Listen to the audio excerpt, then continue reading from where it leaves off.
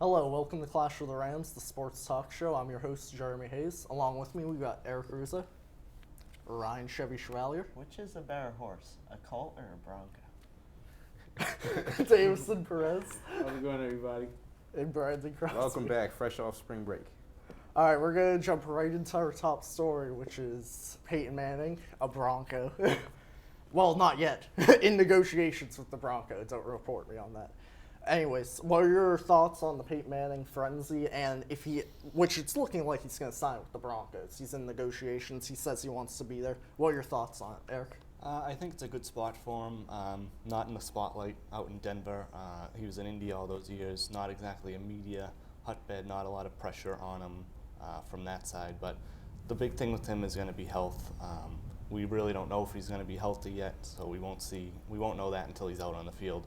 But a good spot for him. I think there were better opportunities for him that have better offenses maybe, but we'll see what happens when he gets on the field.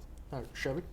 I'm sure he put a lot of time into this decision, but I just don't fully agree with his overall decision. It's going to be tough for him to win some Super Bowls in Denver. Their best receivers, Demaryius Thomas, and they just don't seem to have the receiving core that, the Colts did. So he'll have his work cut out for him, let's just say. I agree with you. It's definitely a weird decision. Just the wide receiving core. They're a great team, I think. They showed it last year. It's just going to be interesting to see what happens.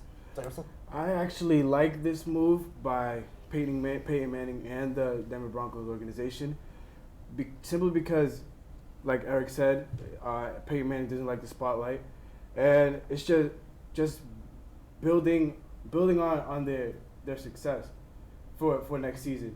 But I do think that the wide receiving core does need to step up, because last year they really relied on Tim Tebow's legs, and since they don't have him this year, or since they're planning to trade him this year, the wide receiving core, tight ends and everything, they need to step up this year. You do like the decision, though, right? I do like the decision. All right, Brandon? Peyton Manning, I think I think Elway's input had a lot to do with the decision.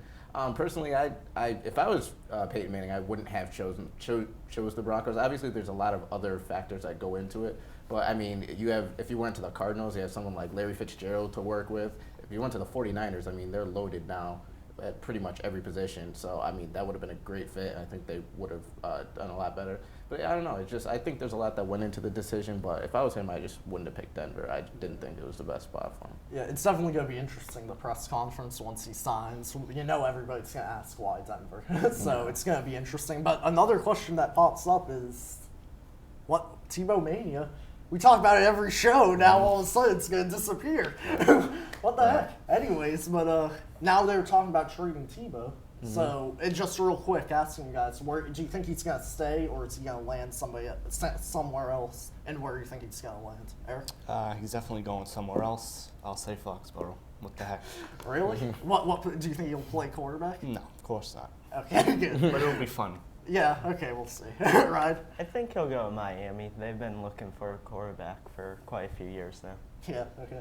I say Miami too, just real quick. Funny you say that, Eric. You know how they have Chad Ochocinco, so they're kind of star-studded, so Tim Tebow might be a good addition. But I honestly don't know where he's going, but I don't think he starts wherever he goes. Okay. Brian? Yeah, he's leaving, but he's not going to be a starter next year. I just don't see any teams that he would fit on as a starter right now. So this is just interesting real quick before we go on to the next topic. Both of you think that he'll end up somewhere else, but you just don't know who would want him? Is that what you're saying, both of you?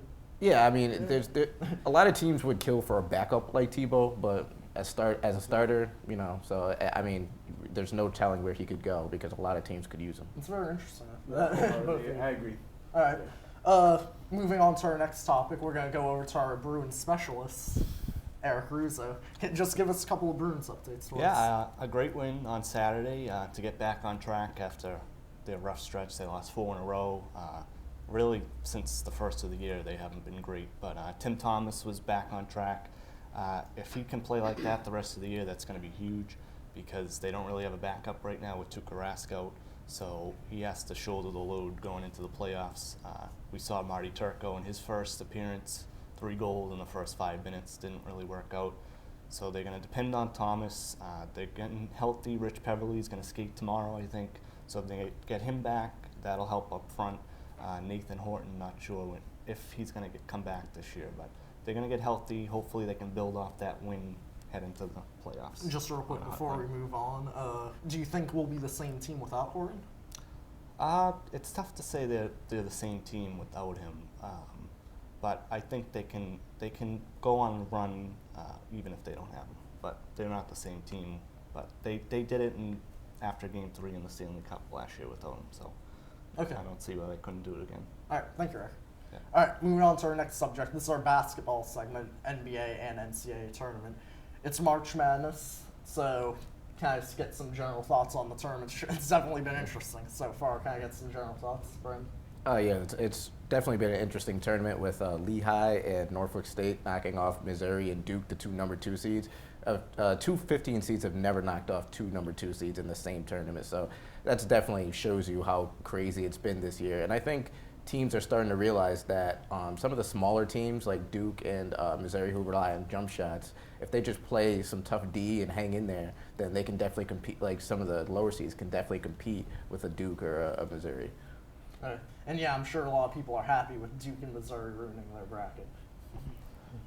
Yeah. Anyways, Aaron. Yeah, my bracket was busted on day 2 pretty much, and especially last night because I had Florida State as champions. Big mistake that was. But I think it's good to see the lower seeds kind of taking it to the top seeds. We don't really see that in the NBA. The top teams always seem to be there in the end. So it's been fun to see the lower teams, the Cinderella teams, dominating pretty much so far. Okay, and real quick, a little fun fact, ESPN.com runs the brackets, and they said after day 2, not one bracket was perfect, because I'm sure a lot of people picked Duke and Missouri, Right. so it's definitely interesting. Moving on to the NBA, Daveson, your thoughts so far this post-lockout season? Yes, just one thing, the Lakers' acquisition of Ramon Sessions, I really like it.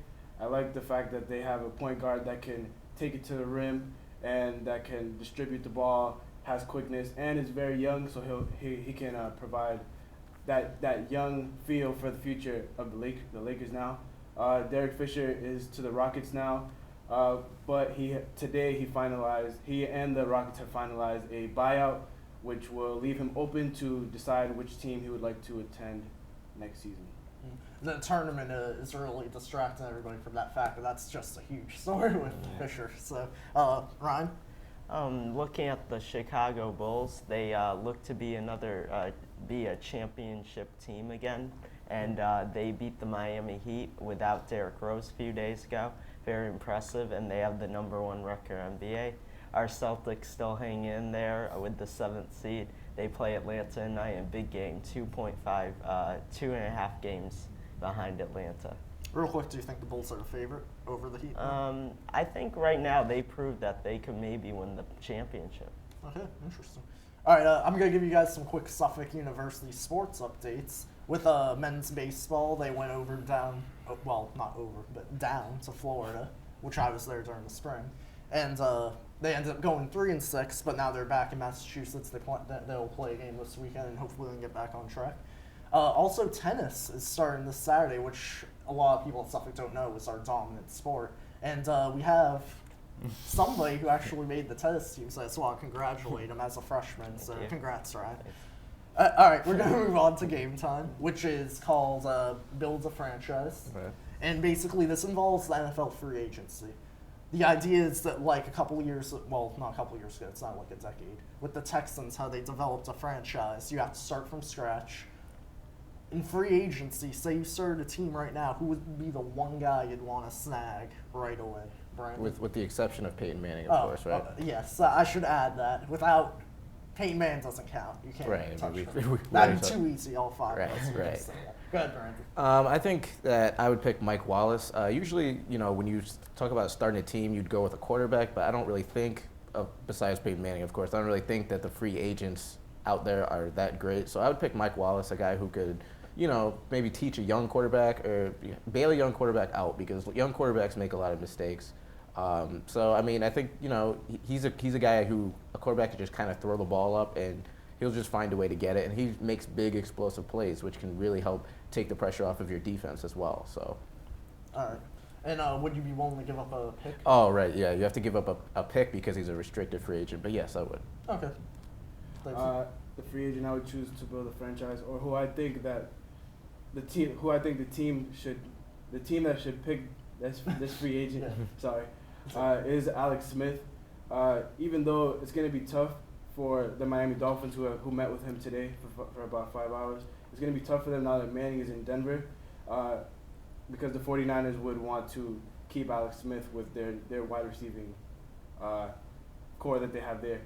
I think that the Dolphins should really look up on this, because that's the key. In my opinion, that's the key for them, is the quarterback. And yeah, your opinion, if you're starting your own franchise, you think quarterback comes first all the time, right? Yeah.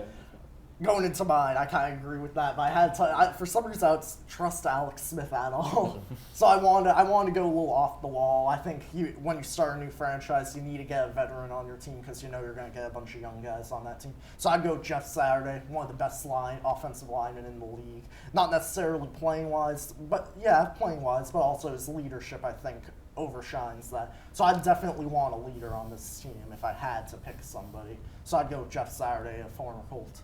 Ryan? I'm going to go with another Colt. Dallas Clark right now is free agent, and he's a veteran leader who he's probably the closest thing to Wes Welker that there is in the NFL today, and he just finds ways to get open. You can do a lot of slot formations with him, and he could definitely help out any franchise. All right, Eric? I'm going to go to the defensive side of the ball. Mario Williams, I think he's a dynamic pass rusher, obviously. Offense, we saw in the Super Bowl, doesn't always win you games. I think you always have to have a good defensive front that can get to the quarterback. If the Patriots had him in the Super Bowl, it might have been a different outcome. So I think you should always build around defense in addition to the quarterback. But I think he was obviously the most sought-after free agent this year for a reason. So that's Would you be willing to pay him, though? Out of your pocket? Not my pocket. But if I was an NFL team, sure. All right, we're going to move on to the Clash of the Rams debate. And today's topic is, we've been talking about Peyton Manning all day, so it has to be about Peyton Manning. All right, the question is going to be, if the Broncos could only keep one, which now since they're going to sign Manning, would you want Tim Tebow or Peyton Manning? And you'd have to get rid of one. Which would you get? And today's two debaters, Eric Russo and me. And Daveson, would you keep track of time for us and let us know when to end the debate? Definitely. All right. You may start. Me first? All yes. Right. I'm definitely taking Peyton Manning. I think this is pretty easy.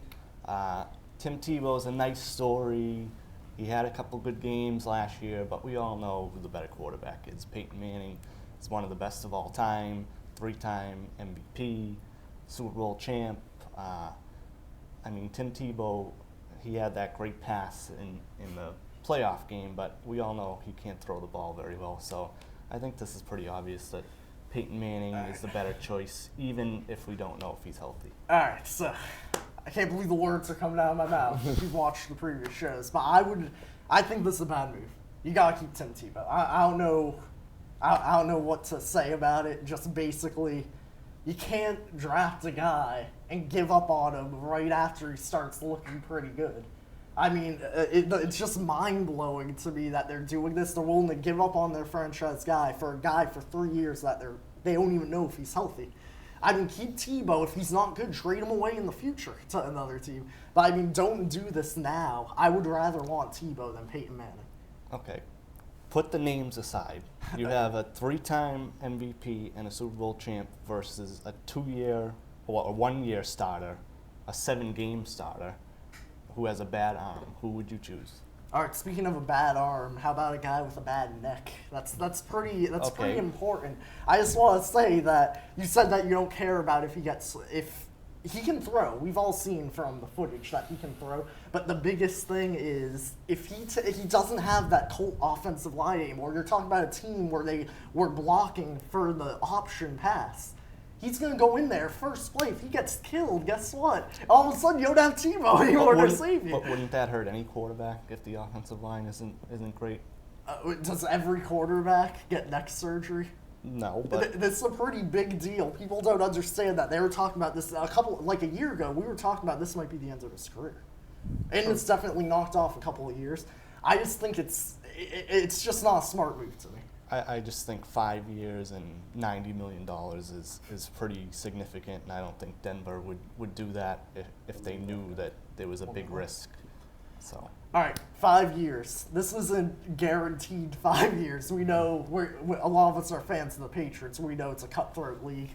Mm-hmm. I guarantee right now, quote me on this, we're going to see Peyton Manning on that team for 3 years maximum, because he is not going to survive in the NFL for that long. With this young, they have 2 second-year offensive linemen. It's just not going to happen where he's going to be able to get that pass off as fast as he can. I'm sorry I made that motion. That was a little weird. Go. 3 years is a big window, though, for him to build the team up there, get some chemistry with the receivers. I know they don't have a great receiving core, but 3 years, that's giving him pretty good time. So you're suggesting that he's going to be healthy for 3 years? Yeah. Sorry, All right. cut you off there, man. All right, it's okay. So, who ended up winning, Daveson? The winner is Eric. Are you sure? today. All right, Eric. Sure. Eric, you got your 60-second this my ram camera right This here? is your camera. All right, I'm going to go into the college hockey world that doesn't get much play There you go. around here. We saw a great Hockey East tournament last week with Maine and BC. BC won again. But we have 4 Hockey East teams in the the final 16 teams in the NCAA tournament for hockey. Maine, UMass Lowell, BU, all 3 seeds. BC, the favorite, once again at the number 1 seed. So give college hockey some love. We're lucky around here to have probably the best college hockey conference in the country, and I don't think it gets a lot of play. So All right. support them coming up. All right. That was an off the wall ram rant. I liked it. Yes. I don't like losing necessarily, but I give you good news. All right, and if you want to learn more about Boston sports, Eric Russo has a blog which you can find the link on to clashoftherams.blogspot.com, and follow our blog too, of course, not just his. But yeah, that's all that we have for today. So. Suffolk Voice also. Oh, Suffolk Suffolk, Voice, yes, thank you. yes. And the Suffolk Journal, all the Suffolk All media. right, all Suffolk news. You two try to plug in the voice. Yeah, voice. Sports. Links down Don't want to below. say anything. But. Thank you, Jason.